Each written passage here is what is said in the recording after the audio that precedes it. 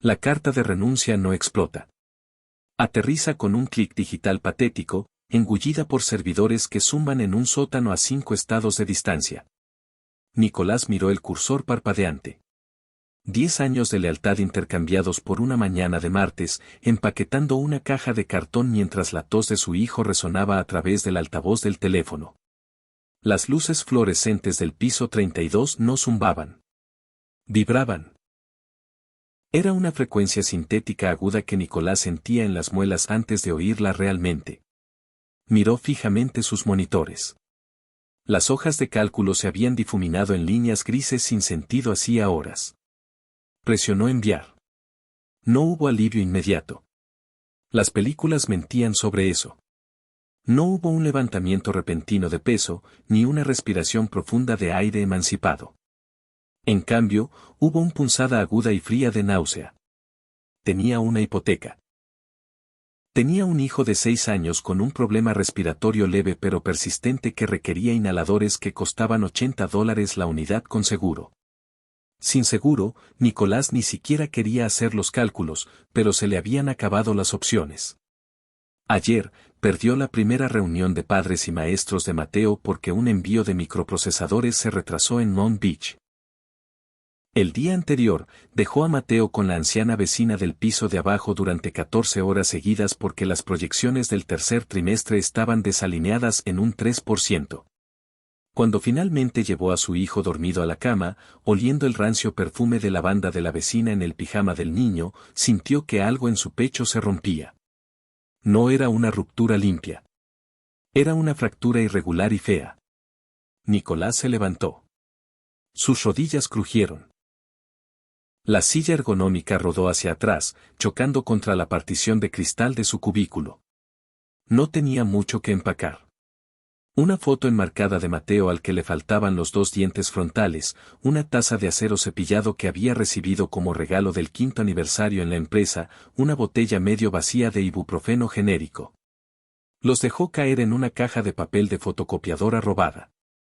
El ibuprofeno tintineó ruidosamente contra la taza. Nicolás. Se giró. Era Gabriel, de contabilidad.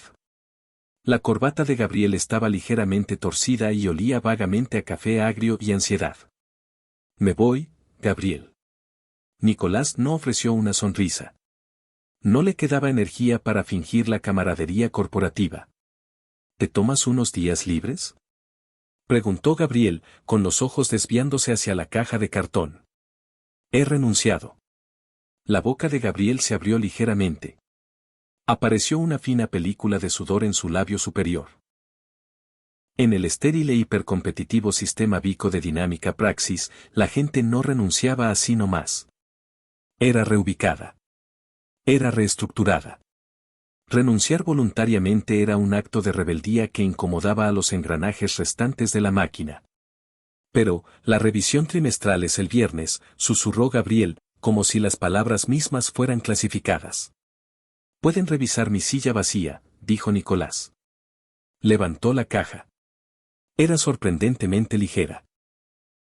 10 años de su vida reducidos a un marco de plástico y una taza de metal. El camino hacia el ascensor parecía una marcha fúnebre, pero nadie estaba de luto. Algunas personas levantaron la vista de sus pantallas, sus ojos lo siguieron una fracción de segundo antes de volver a la seguridad de sus hojas de cálculo. Nicolás entró en la caja de acero. Las puertas se deslizaron, cortando el zumbido agudo de las luces.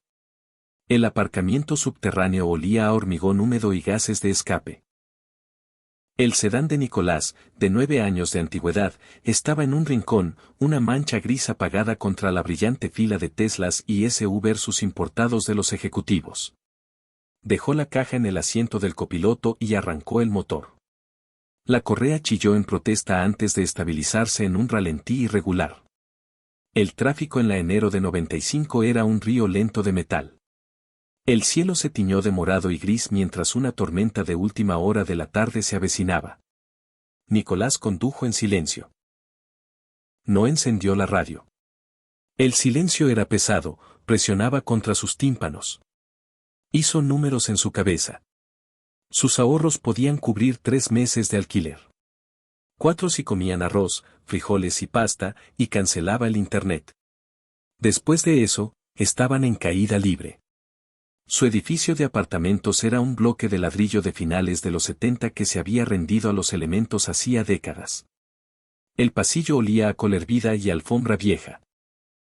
Nicolás abrió su puerta, apoyando su peso contra la madera para pasar el marco combado.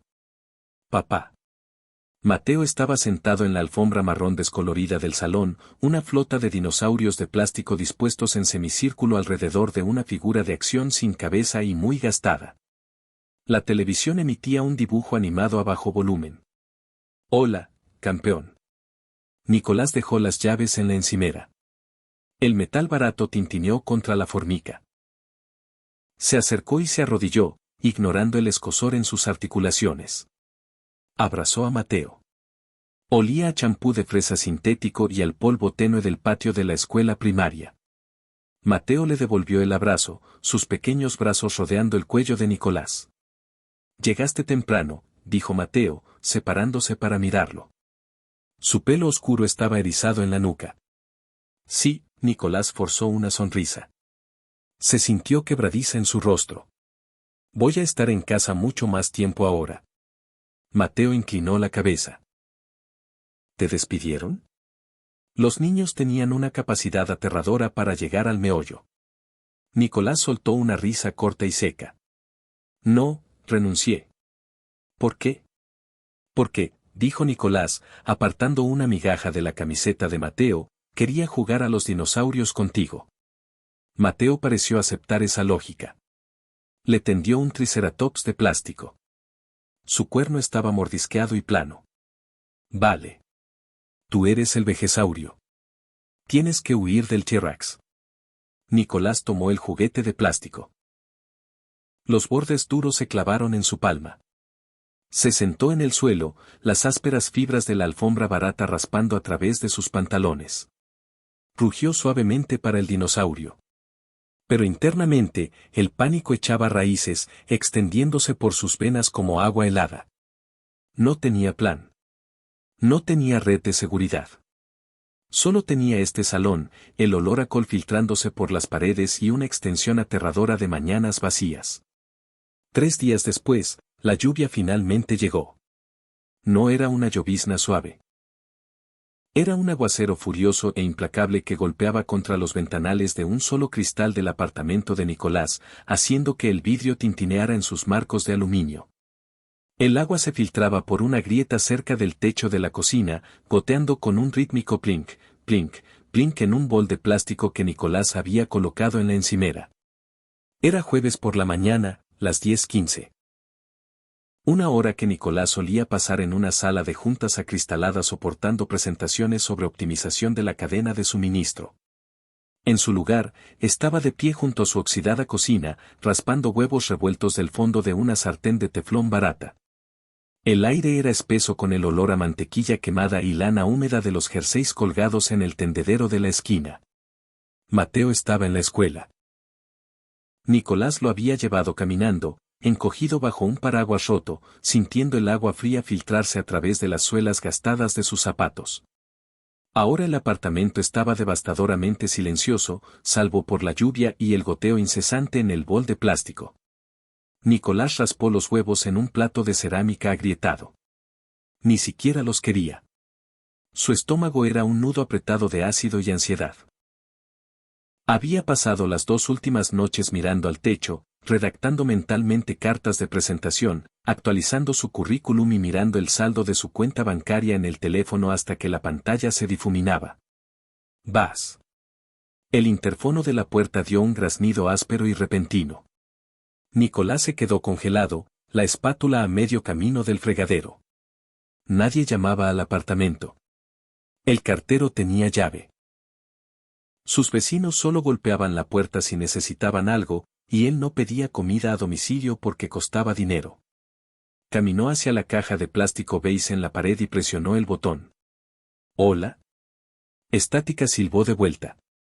Luego una voz, aguda, clara, marcadamente fuera de lugar. «Nicolás. Soy Sylvia Abernathy. Ábreme». El nombre no registró durante 3 segundos completos. Cuando lo hizo, el aire en los pulmones de Nicolás se evaporó. Silvia Abernathy, la directora ejecutiva de Dinámica Praxis, una mujer que había estado en la portada de Forbes el mes pasado, una multimillonaria que dirigía un imperio logístico global con la fría y precisa eficiencia de un láser quirúrgico. Una mujer a la que Nicolás solo había visto a 50 metros de distancia en las reuniones trimestrales o en un monitor de alta definición. Estaba en su roto pedestal de hormigón. Hola. Nicolás tragó saliva con fuerza, la garganta seca. No creo haberla entendido. Sé que me has oído, Nicolás. Hace un frío terrible aquí fuera. Mi chofer está aparcado en zona prohibida. Tercer piso, ¿verdad? Ábreme. El dedo de Nicolás se movió de forma autónoma, presionando el botón de apertura. Un clic metálico y fuerte resonó desde abajo. Se alejó del interfono, el pánico finalmente superando a la conmoción. Su apartamento era un desastre. Había piezas de Lego esparcidas por el suelo como minas terrestres. El sofá estaba cubierto por una manta manchada. El olor a huevos quemados era abrumador. Se movió frenéticamente, pateando los Legos debajo de la mesa de centro, tirando los huevos quemados a la basura y arrojando un paño de cocina sobre el bol que recogía la filtración del techo. Se oyeron pasos en el pasillo. No eran los pasos arrastrados y pesados de su vecino, el señor Henderson, sino el chasquido agudo y decisivo de tacones caros sobre linóleo barato. Nicolás abrió la puerta justo cuando ella llegaba al rellano.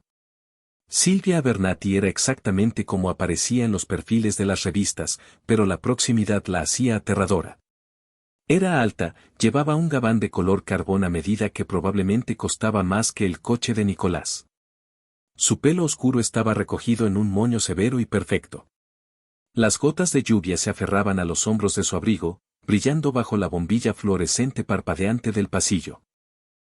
Se detuvo y miró a Nicolás. Sus ojos eran de un azul pálido y helado. No reflejaban calidez, pero sostenían una intensidad, un nivel de enfoque casi incómodo.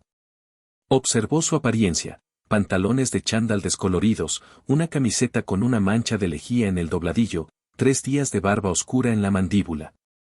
Señor Hayes, dijo ella. Su voz era más grave en persona, rasposa en los bordes. Señora Abernathy. Nicolás estaba en la puerta, bloqueándole el paso.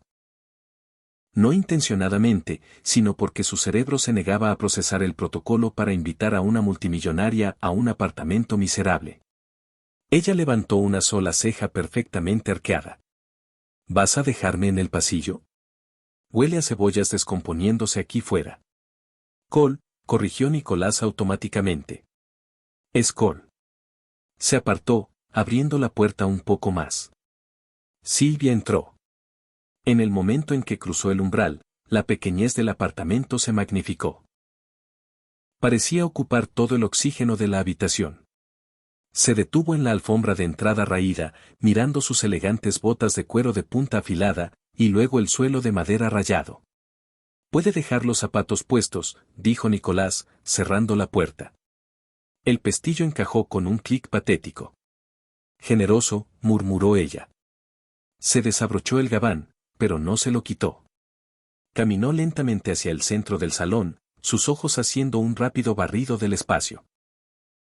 Se posaron en la figura de acción sin cabeza sobre la televisión, en la pila de facturas médicas vencidas sobre la mesa del comedor y, finalmente, en el bol de plástico en la encimera.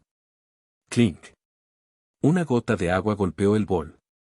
Buenas acústicas, dijo Silvia, girándose para enfrentarlo. Nicolás cruzó los brazos sobre el pecho, sintiéndose intensamente cohibido y, de repente, intensamente enfadado. La conmoción se estaba desvaneciendo, dejando tras de sí una quemazón defensiva y cruda. ¿Qué hace aquí?, preguntó. No le ofreció asiento. No le ofreció café. Silvia metió la mano en el profundo bolsillo de su abrigo y sacó un fajo de papeles doblados. Lo sostuvo hacia él. Nicolás no lo aceptó. Reconoció el membrete de la empresa. Su entrevista de salida, dijo Silvia, bajando la mano cuando él no la alcanzó. O mejor dicho, el anexo de 4 páginas que adjuntó al formulario de renuncia estándar de RRHH. Nicolás sintió un calor subirle por el cuello.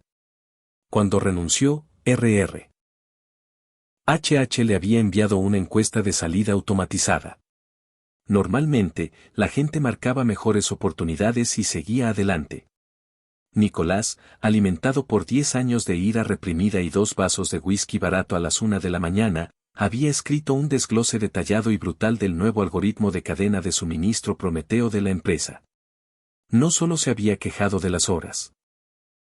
Había trazado con precisión matemática cómo las rutas de optimización forzada del algoritmo estaban causando agotamiento en los conductores, aumentando las tasas de error en los almacenes y, en última instancia, sangrando a la empresa millones en pérdidas ocultas, todo mientras castigaba a los gerentes de nivel medio que intentaban mantener unido el sistema roto. No creía que nadie lo leyera. Supuso que sería archivado en el abismo digital. Usted lo leyó, afirmó Nicolás, manteniendo la voz plana. Mi asistente señala cualquier cosa de más de 1000 palabras, dijo Silvia. Se acercó a la pequeña mesa circular del comedor y dejó los papeles junto a sus facturas médicas. Lo leí ayer a medianoche. Lo releí esta mañana a las 6. Se giró hacia él. Los ojos azul hielo estaban fijos en su rostro. Usted escribió que el protocolo Prometeo es, cito, una picadora de carne digital diseñada por tecnólogos que nunca han levantado una caja más pesada que un macchiato, estructuralmente diseñada para fallar en el momento en que un ser humano necesita ir al baño. Nicolás cambió el peso de su cuerpo. Estaba bebiendo cuando escribí eso. La redacción carece de profesionalismo. La redacción es poesía, Nicolás, dijo Silvia, bajando un tono. Pero lo más importante es que las matemáticas son correctas. Nicolás parpadeó. ¿Qué? Las matemáticas, repitió ella, señalando los papeles. Cruzó las tasas de pérdida en los centros del Medio Oeste con las horas extraordinarias obligatorias. Demostró una correlación directa entre el enrutamiento forzado del algoritmo y las tasas de fallo mecánico de nuestra flota. Hizo una pausa, su mandíbula se tensó. Demostró lo que he sospechado durante 3 meses, pero mi vicepresidente de ingeniería juró que era solo fricción de adaptación. Así que vino a mi apartamento para agradecerme un informe de errores, preguntó Nicolás, el cinismo goteando de sus palabras. Podría haber enviado un correo. O una tarjeta regalo para Applebee's. La expresión de Silvia no cambió, pero un músculo se movió en su mandíbula. Miró la habitación de nuevo. La miseria. La humedad. Los marcadores evidentes de un hombre al borde de un precipicio financiero. No vine a agradecerte, dijo Silvia. Sacó una de las tambaleantes sillas de madera del comedor y, para absoluta sorpresa de Nicolás, se sentó. La silla gimió bajo su peso. Apoyó las manos en el regazo. Vine a descubrir por qué un hombre que entiende los fallos fundamentales de una infraestructura de $1.000 millones mejor que sus arquitectos estaba malgastando su vida moviendo hojas de cálculo en un cubículo, y por qué eligió renunciar en lugar de arreglarlo. El olor a café rancio y yeso húmedo flotaba en el espacio entre ellos. Nicolás miró a la multimillonaria sentada en una silla que había comprado en una venta de garaje por $4. Parecía ridícula. Como un halcón posado en una valla de alambre en un desguace. Era coordinador logístico de nivel medio, señora Abernathy, dijo Nicolás, apoyándose en la encimera de la cocina. El borde de plástico se le clavaba incómodamente en la columna. No me pagaban para arreglar la arquitectura. Me pagaban para hacer los informes. Y claramente dejó de querer hacerlo. Dejé de poder hacerlo. Nicolás pasó una mano por su pelo sin peinar. La agresividad en su voz se desvanecía, reemplazada por el agotamiento puro que llevaba en los huesos. Tengo un hijo. Tiene 6 años. No lo he visto despierto más de 1 hora al día en 8 meses. El algoritmo que compró para salvar la empresa exigía semanas de 50 horas solo para mantener la funcionalidad básica. Luego se convirtieron en 60. Luego 70. Silvia lo observaba. Su mirada no era compasiva. Era forense. Estaba desmontando su postura, su tono, las ojeras bajo sus ojos. ¿Crees que no conozco el costo humano de la escala? Preguntó en voz baja. Creo, contestó Nicolás, señalándola con un dedo, que usted mira un tablero. Ve números rojos y números verdes. Yo veo a la gente que tiene que sacrificar sus matrimonios, su salud y a sus hijos para convertir los números rojos en verdes. Así que no se siente en mi cocina y actúe como si estuviéramos resolviendo un rompecabezas juntos. Usted construyó una máquina que devora personas. Yo solo decidí que no quería seguir siendo devorado. El silencio que siguió fue denso. El único sonido era la lluvia azotando el cristal y el plink constante en el bol. Silvia no se inmutó. Extendió la mano y tocó el borde de la mesa. La madera tenía una muesca profunda en una esquina, donde Mateo había usado un tenedor como martillo. Pasó la uña perfectamente manicurada por la ranura. Cuando asumí el control de Praxis hace 3 años. Comenzó Silvia, su voz despojada de su filo anterior, el consejo me dio un mandato, reducir los costes operativos en un 20% o despedazarían la empresa y venderían las flotas a capital privado. Miles de personas perderían sus empleos. Levantó la vista, encontrando sus ojos. Autorizó el protocolo Prometeo porque las proyecciones mostraban una ganancia de eficiencia del 22%. No construye una máquina para devorar personas, Nicolás. Construye un bote salvavidas. Pero ahora mismo, el bote salvavidas está haciendo agua y los ingenieros que lo construyeron están demasiado ocupados protegiendo sus egos para encontrar la fuga. ¿Y espera que me importe? Espero que quieras trabajar, dijo ella con brusquedad. No tienes trabajo. Tienes facturas médicas vencidas en tu mesa. Señaló la pila de sobres. Vives en un edificio que viola media docena de códigos municipales y tienes un hijo que, a juzgar por el nebulizador pediátrico en el baño que vi desde el pasillo, necesita atención médica costosa. Nicolás sintió una oleada de ira pura y primal. Se separó de la encimera dando un paso hacia ella. No meta a mi hijo en esto. Usted no sabe nada de mi vida. Silvia se puso de pie. Era casi tan alta como él y no retrocedió. El aire entre ellos chisporroteó con energía volátil repentina. Sé que el orgullo no paga el albuterol, respondió ella, con voz baja y dura. Sé que estás enfadado y tienes todo el derecho a estarlo. El sistema te ha fallado. Ha fallado a tu hijo. Pero eres lo suficientemente inteligente para saber que cerrar la puerta y esconderte en este apartamento húmedo no arregla nada. Nicolás apretó los puños a los costados. La tela áspera de sus pantalones de chándal se sentía abrasiva contra sus palmas. ¿Qué quiere, Silvia? Usó su nombre de pila, despojando la deferencia corporativa. Ella lo notó. La comisura de su boca se tensó. Quiero que vuelvas, dijo. No, no como coordinador logístico, continuó, ignorando su negativa. Voy a despedir al vicepresidente de ingeniería esta tarde. Todo el departamento es una cámara de eco tóxica. Necesito a alguien que realmente entienda cómo se comunica el suelo del almacén con los nodos de enrutamiento. Necesito a alguien que sepa exactamente por qué falla el sistema cuando un ser humano necesita tomar un descanso. Nicolás soltó una risa áspera e incrédula. ¿Quiere poner a un gerente de nivel medio a cargo de una revisión sistémica completa? El consejo la crucificará. Déjame a mí el consejo, dijo ella. Te ofrezco el puesto de director de integración de sistemas. Reportas directamente a mí. A nadie más. Tendrás la autoridad para reescribir los parámetros de enrutamiento, implementar límites máximos en las horas de los conductores y reestructurar las comunicaciones del centro. Nicolás la miró fijamente.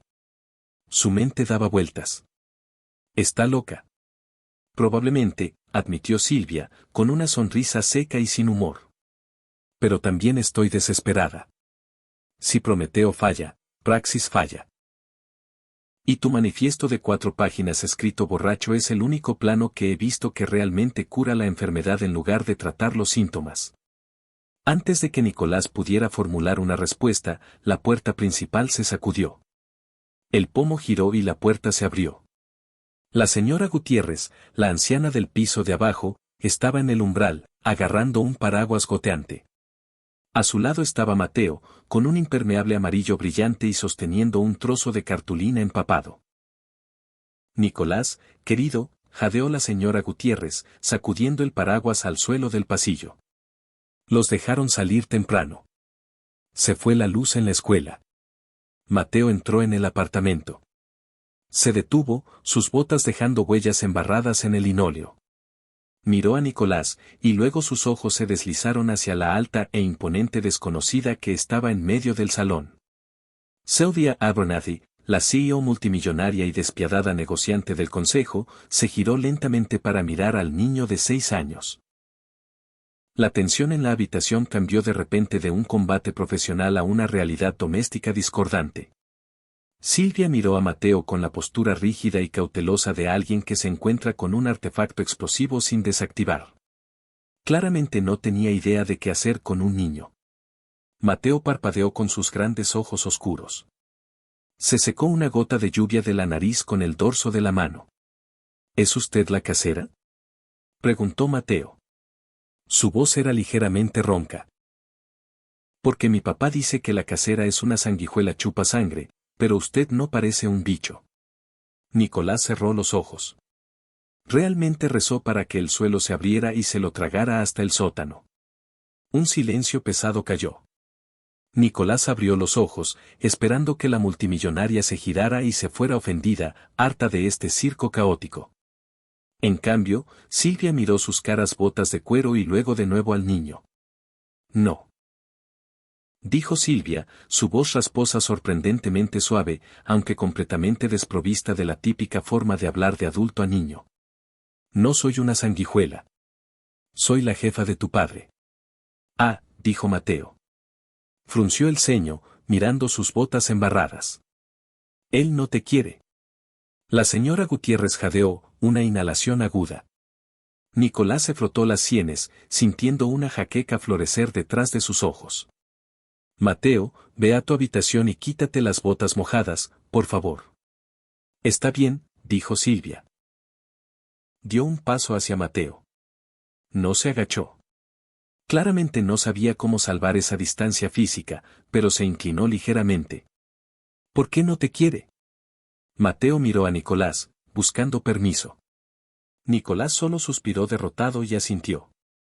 Porque, explicó Mateo, levantando el trozo de cartulina empapado, lo haces mirar una caja brillante toda la noche, y se pone triste, y luego no podemos jugar a los dinosaurios. La verdad absoluta y sin barniz flotó en el aire, con un leve olor a cartón mojado y lluvia.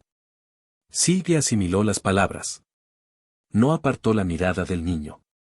Por un fugaz segundo, la máscara fría e impenetrable de la CEO se resquebrajó. Nicolás vio algo crudo brillar en sus ojos azul hielo, una culpa profunda y pasmosa. Estuvo allí, y luego fue suprimida, empujada hacia abajo por años de condicionamiento corporativo. Se enderezó lentamente, desviando la mirada hacia Nicolás. La hostilidad defensiva que lo había blindado un momento antes se sintió de repente inútil. Eran solo dos personas cansadas en una habitación con goteras, confrontadas por los daños colaterales de una máquina rota. Tiene razón, dijo Sylvia en voz baja. Las palabras iban dirigidas a Nicolás, no al niño. Hice eso. Metió la mano en el bolsillo de su abrigo, sacó una elegante placa de plata y la destapó. Se acercó a la mesa del comedor, cogió un papel en blanco del reverso de una factura de electricidad impagada y anotó un número. Dejó la placa junto a él. No te pido que perdones a la empresa, Nicolás, dijo ella, su voz recuperando una fracción de su acero, pero templada con una nueva desesperación silenciosa. Te pido que me ayudes a arreglarlo para que no le pase a nadie más. Caminó hacia la puerta, deteniéndose al pasar junto a Mateo. Lo miró. Bonito impermeable, dijo con rigidez. Gracias, murmuró Mateo. Sylvia abrió la puerta. El olor a col y pasillo húmedo volvió a entrar. Miró por encima del hombro a Nicolás. Mi línea directa está en ese papel. Llámame antes de las 5 de la tarde. Salió, cerrando la puerta tras de sí. El pestillo hizo clic. Nicolás se quedó congelado durante un largo momento. La lluvia golpeaba el cristal. El goteo en la cocina continuaba su ritmo constante. Caminó hacia la mesa y miró el papel. Junto a un número de teléfono de 10 dígitos, había escrito un salario. Nicolás miró los ceros. Era suficiente para sacarlos de ese edificio. Era suficiente para comprar los inhaladores sin seguro 100 veces. Era suficiente para recuperar su vida. Pero más que el dinero, era el poder de despedazar el algoritmo con sus propias manos. ¿Papá?, preguntó Mateo, tirando de sus pantalones de chándal. ¿Te va a despedir otra vez? Nicolás cogió el papel. El papel se sentía pesado, cargado con el peso de un cambio inminente y aterrador. Miró a su hijo, notando el leve silbido en su respiración por el aire húmedo. Nadie, dijo Nicolás, una chispa extraña y feroz encendiéndose en su pecho. Creo que acaba de darme un mazo. El piso 52 olía a limón y a aire reciclado agresivamente frío. Era un ambiente estéril, con el oxígeno enrarecido, diseñado para mantener a la gente despierta y ansiosa. La nueva tarjeta de acceso de Nicolás colgaba de un cordón trenzado alrededor de su cuello. Era una pieza de plástico encriptado que se sentía como una placa de identificación. La presionó contra el escáner de seguridad fuera de la sala de juntas ejecutiva. La luz parpadeó en verde y la pesada puerta de cristal se deslizó con un siseo neumático suave. 12 ingenieros estaban sentados alrededor de una imponente mesa de caoba. Vestían pantalones ajustados y jerseys de cuello redondo, sus portátiles abiertos proyectando un aura de hostilidad defensiva. A la cabecera de la mesa estaba Silvia. Llevaba una chaqueta azul marino a medida, con las manos entrelazadas frente a ella. «Llega tarde, señor Hayes», dijo ella. Su voz era plana, sin traicionar nada. «Tráfico», respondió Nicolás, caminando al frente de la sala. No se disculpó. Dejó su maletín de cuero gastado sobre la madera pulida. El golpe sordo hizo que un desarrollador junior se estremeciera. Nicolás destapó un rotulador rojo de pizarra blanca. El olor químico agudo de la tinta lo llevó instantáneamente de vuelta a su antiguo cubículo, a las innumerables noches de insomnio tratando de hacer que las matemáticas imposibles funcionaran. Se giró hacia la enorme pizarra de cristal blanco que recorría la pared. Su lógica de enrutamiento es basura, dijo Nicolás a la sala, sin molestarse en presentarse. No tenía paciencia para los preámbulos corporativos. Construyeron un buffer de preparación de 5 minutos para el centro de Chicago. 5 minutos para un muelle de carga que tarda 12 minutos en despejarse en un día seco. Un arquitecto senior, un tal Pedro, cuyo rostro estaba enrojecido por la indignación, se inclinó hacia adelante. El algoritmo se ajusta dinámicamente en función de los tiempos de carga históricos. La fricción es un problema de error del usuario localizado en el suelo. Nicolás se giró. Miró fijamente a Pedro. ¿Has conducido alguna vez una carretilla elevadora? El silencio se apoderó de la sala de juntas. El zumbido de la unidad de climatización de repente sonó ensordecedor. ¿Has intentado maniobrar 3 toneladas de palés electrónicos a través de un suelo de hormigón resbaladizo con fluido hidráulico derramado, mientras un escáner en tu muñeca vibra cada 10 segundos diciéndote que vas retrasado? Nicolás no alzó la voz, pero el temblor de ira pura y destilada en su pecho se filtró en las sílabas. No es fricción localizada. Es realidad fisiológica. Cuando los humanos entran en pánico, tiran cosas. Cuando tiran cosas, la línea se detiene. Su ajuste dinámico no tiene en cuenta la adrenalina humana ni el agotamiento. Solo castiga al conductor. Nicolás se volvió hacia la pizarra. Empezó a escribir las ecuaciones. No usó diapositivas. Usó números brutales y crudos. Mapeó los puntos de fallo en cascada, la pérdida fantasma causada por el escaneo apresurado, los costes de mantenimiento de empujar la flota de transporte más allá de los límites de la línea roja. Sudaba a través de las axilas de su camisa barata. Su letra era irregular, errática, totalmente imperfecta. Pero las matemáticas eran innegables. Durante 45 minutos, desmanteló su arquitectura de $1.000 millones pieza por pieza. Despojó las palabras de moda, la sinergia, la optimización ágil, y expuso las arterias sangrantes y agotadas de la empresa. Cuando finalmente dejó caer el rotulador en la bandeja de aluminio, el ruido resonó con fuerza. Respiraba con dificultad. Sus manos temblaban. Miró a Silvia. Ella no se había movido. Sus ojos azul hielo seguían la tinta roja sobre el cristal. Luego, lentamente, desvió la mirada hacia Pedro. ¿Puedes refutar esto?, preguntó ella. El tono grave en su voz era de cero absoluto. Pedro abrió la boca, luego la cerró. Miró la pizarra, con la mandíbula tensa. Eso requeriría una reescritura fundamental de los protocolos de preparación localizados. Tendríamos que inyectar límites máximos en la utilización de los conductores, lo que reduce nuestra métrica de eficiencia en un 8%. Que detiene las averías mecánicas y la rotación de almacenes que actualmente nos cuestan un 15%, contraatacó Nicolás, limpiando una mancha de tinta roja de su pulgar. Silvia se puso de pie. El rasguño de su silla fue fuerte en la tensa quietud. Caminó lentamente hacia la pizarra blanca, colocándose hombro con Nicolás. Olía vagamente a jazmín caro y té negro. Reescríbanlo, ordenó Silvia, mirando a la sala de ingenieros. Señora Abernathy, el consejo, empezó Pedro.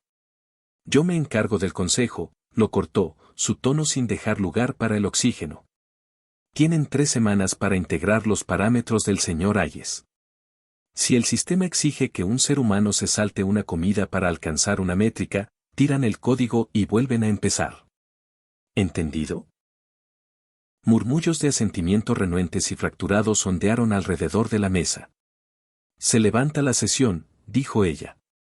Los ingenieros empacaron sus portátiles con energía silenciosa y frenética, saliendo de la sala hasta que solo quedaron Nicolás y Silvia. Nicolás se apoyó contra el borde de la mesa de caoba, de repente agotado hasta los huesos. La adrenalina se estaba desvaneciendo, dejándolo vacío. Silvia cogió el rotulador rojo que Nicolás había dejado caer. Lo giró entre sus dedos manicurados. Ha sudado a través de la camisa, señaló con sequedad, sin mirarlo. No soy un orador público, murmuró Nicolás, frotándose la sien. Fuiste brutal, corrigió ella. Tapó el rotulador con un chasquido seco. Era exactamente lo que necesitaban. Lo miró, y por segunda vez desde que se conocieron, la armadura se resquebrajó. Una sonrisa genuina y cansada tocó la comisura de sus labios. Duerme un poco, Nicolás. La parte del mazo ya pasó. Mañana tenemos que reconstruir los muros. 3 meses después, el calor sofocante de agosto abrazaba el asfalto del exterior. Pero el piso 48 permanecía herméticamente sellado a unos 20 grados. Nicolás estaba sentado en su nueva oficina. El cuero de su silla chirriaba con un sonido rico y pesado que aún le hacía encogerse internamente. Miró fijamente sus monitores. Las columnas rojas sangrantes que habían dictado su presión arterial durante una década habían desaparecido, reemplazadas por un tono ámbar apagado y constante. El parche de Prometeo estaba en funcionamiento. No era un milagro. Era solo un torniquete. Pero la hemorragia finalmente se había detenido. La pesada puerta de cristal hizo clic al abrirse. Silvia se apoyó en el marco. Había cambiado su severa chaqueta estructurada por un jersey negro holgado que parecía caro e increíblemente suave. En sus manos, sostenía 2 pesados vasos de cristal tallado. El hielo tintineó con un sonido agudo y cristalino en la habitación silenciosa. Entró y dejó un vaso junto al teclado de Nicolás. La condensación comenzó inmediatamente a formar un charco sobre la oscura mesa de caoba. Estás violando tus propios parámetros de tiempo de inactividad obligatorio, señaló ella. Su voz rasposa llevaba el borde irregular de una semana de 70 horas. Nicolás cogió el vaso. El bourbon olía a roble quemado y tierra húmeda. El centro de Dandor va con 4 minutos de retraso.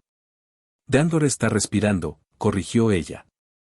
Caminó alrededor del escritorio y se apoyó contra la ventana de suelo a techo, mirando el horizonte empañado por la contaminación. La armadura cínica y combativa que solía llevar estaba despojada, dejando solo un agotamiento profundo que ambos compartían. El consejo vio los informes de merma hoy. Nos has comprado un trimestre, quizás 2. Les compré tiempo a los conductores para almorzar, murmuró Nicolás, dando un sorbo. El líquido ardió en un camino limpio y caliente por su garganta. Su teléfono vibró de repente contra el escritorio, zumbando ruidosamente contra la madera. Una solicitud de FaceTime. Tocó la pantalla. El rostro de Mateo llenó la pantalla, sus mejillas manchadas con algo que parecía sospechosamente a chocolate. Pero lo más importante era que el silbido persistente que solía marcar su respiración había desaparecido por completo. «Papá», exigió Mateo a gritos. «La señora Gutiérrez dice que tengo que irme a la cama, pero no terminamos el rover de Lego». Silvia se colocó detrás de la silla de Nicolás. Miró fijamente la pantalla, con una tensión ilegible tensando su mandíbula. Todavía no sabía cómo existir en este ámbito doméstico. «Hola, Mateo», dijo Silvia con rigidez. Mateo entrecerró los ojos hacia la lente de la cámara. ¿Es usted la señora jefa? Lo soy. ¿Hizo que mi papá hiciera lo de la caja brillante otra vez? Silvia exhaló un sonido seco y oxidado que podría haber sido una risa. No. De hecho, lo estoy echando del edificio ahora mismo. Mateo lo consideró. Vale, dile que conduzca rápido. Adiós. La pantalla se volvió negra abruptamente. Nicolás dejó el teléfono. El silencio volvió a asentarse en la habitación, denso y complicado. Miró la pantalla negra vacía, luego de nuevo a Silvia. Ella miraba fijamente su escritorio, sus ojos pálidos fijos en un dibujo de crayón de un dinosaurio verde pegado al borde de su monitor. «Vete a casa, Nicolás», murmuró ella. Nicolás apuró el resto del bourbon, el hielo golpeando sus dientes, y se levantó. Cogió su chaqueta gastada. La pesada placa de seguridad corporativa golpeó contra su pecho mientras se movía. Ya no se sentía como un collar. Mientras caminaba hacia el ascensor, dejando a la multimillonaria sola en la torre zumbante y silenciosa, se dio cuenta de que la máquina seguía siendo una máquina, vasta e inherentemente hambrienta. Pero por primera vez en su vida, su mano descansaba firmemente sobre el interruptor de apagado. Si esta historia de lucha contra la maquinaria corporativa resonó contigo, no dejes que termine aquí. Todos sabemos lo que se siente al ser solo otro número en una hoja de cálculo. Pero Nicolás demostró que la determinación humana puede reescribir el algoritmo. Dale al botón de me gusta si crees en priorizar a las personas sobre los beneficios. Comparte este video con alguien que necesite un recordatorio de su valor y suscríbete a nuestro canal para más historias crudas y auténticas de desafío cotidiano.